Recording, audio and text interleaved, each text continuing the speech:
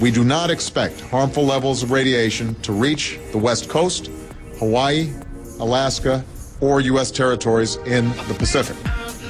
Furthermore, the Centers for Disease Control and Prevention and public health experts do not recommend that people in the United States take precautionary measures beyond staying informed. George Monbiot says he now supports nuclear power. To explain why, he joins us now from Oxford.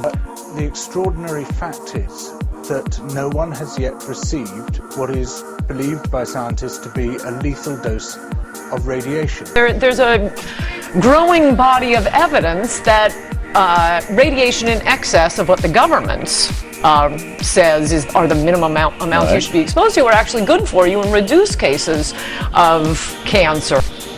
この影響は実はニコニコ笑ってる人には来ません。くよくよしてる人に来ます。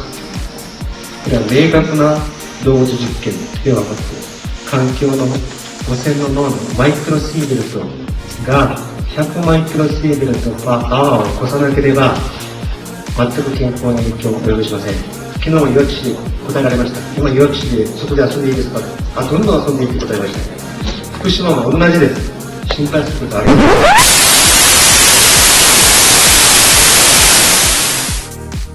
It seems that nearly 1 million people have already died as a result of Chernobyl, despite what WHO says and the IAEA.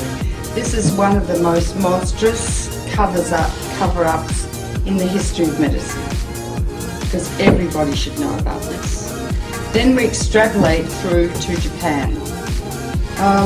Japan is, by orders of magnitude, many times worse than Chernobyl. Never in my life did I think that 6 nuclear reactors would be at risk. Do they have control of the situation at the site? No. It's still a ticking time bomb.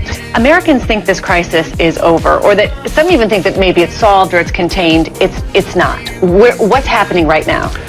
In the last 2 weeks, everything we knew about that accident has been turned upside down. We were told 3 partial meltdowns, don't worry about it. Now we know it was 100% core melt in all 3 reactors. Radiation, minimal that was released. Now we know it was comparable to the radiation at Chernobyl. And as far as evacuation, 12 miles, that's it. You don't have to evacuate beyond 12 miles. Now they find hot spots. But in New York City, you can actually see it in the milk. You can actually see that iodine 131 actually spiked a little bit in our milk in New York City. What's happening now, as I'm told, is that the Japanese government are trucking radioactive material from the Fukushima disaster area where it's contaminated all over Japan. Now, what possible reason could there be for burning it as far away as that? I'll tell you the reason. It's really quite sinister and horrifying. The reason is this. That eventually, when these children start to die from leukemia, from other cancers, from heart disease, from whatever, their parents are going to want to go into court. They're going to want to sue the Japanese government, and they're going to want to have to say, in order to do that, these children were contaminated, and that's why they've got high levels of cancer. But of course, the only way that they can say that they've got high levels of cancer is to have a control group in an area that's not contaminated. For example, the south of Japan. Speaking of Barack Obama and his policies towards America and zombies, is his biggest campaign contributions come from Exelon, a nuclear energy firm, and there are serious questions about why America is not warning its citizens about the nuclear fallout happening along the upper northwest coast. Yeah, the northwest coast citizens are getting fried. Well, they have called hot particles, which are radioactive little particles of cesium and strontium and plutonium falling into their lungs. They're turning these citizens into hot pockets. Did you have one of those things? You put them in the microwave? Obama's microwaving his own people.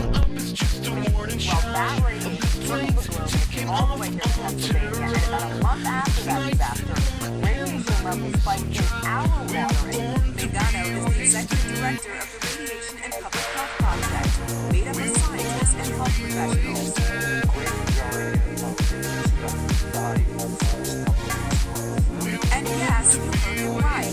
He believes radiation traveling from Japan to the U.S. by air debris, getting into the ring and our food enters our bodies. And in this case, Megano says it's affecting particularly pregnant women without them knowing. or suddenly dies.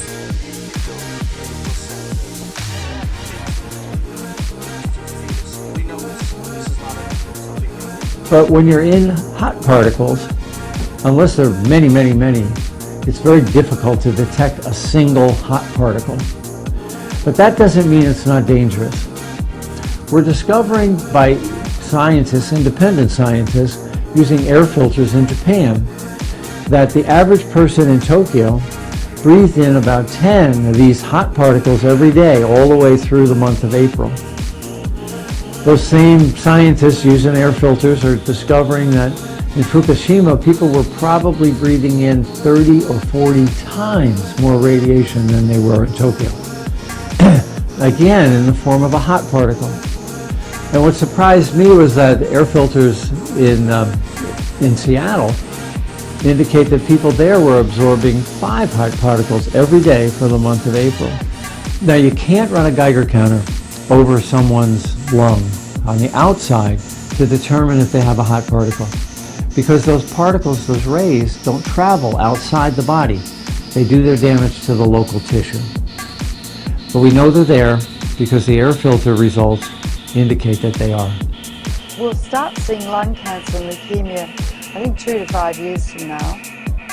And then solid cancers will start appearing 15 to 60, 70 years later. So the ace up the sleeve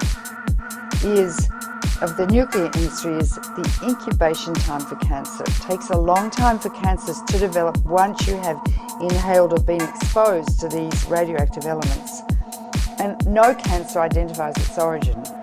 And so there is already a level of cancer in society, but it's going to increase dramatically.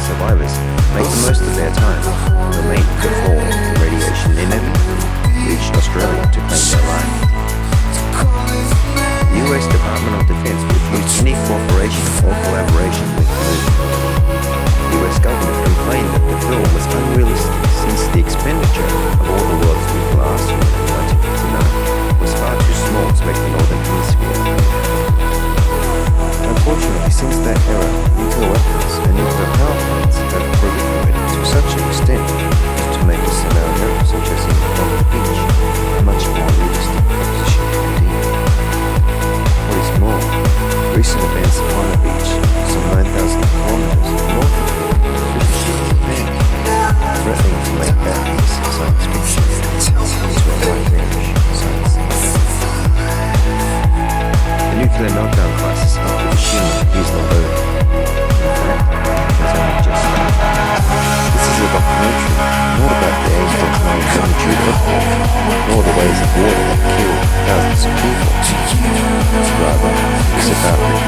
coaster that Griffiths Montreal 2011 have spawned. The terrible child of the great meteoric earthquake and tsunamis that essentially has this myth that has the potential to make victims and casualties, not in the mere thousands as the tsunami. This rumor is quickly spreading millions, if not tens of millions of deaths and casualties with this generation and generations to come. Remarkably, what is accompanying this disaster is an incredible lack of interest from heads of government and the United Nations.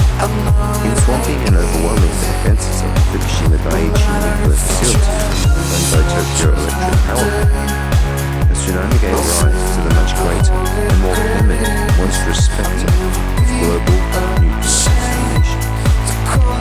Radiation from Fukushima is still spewing from its reactors, with some potentially even more horrifying twists in the plot to come.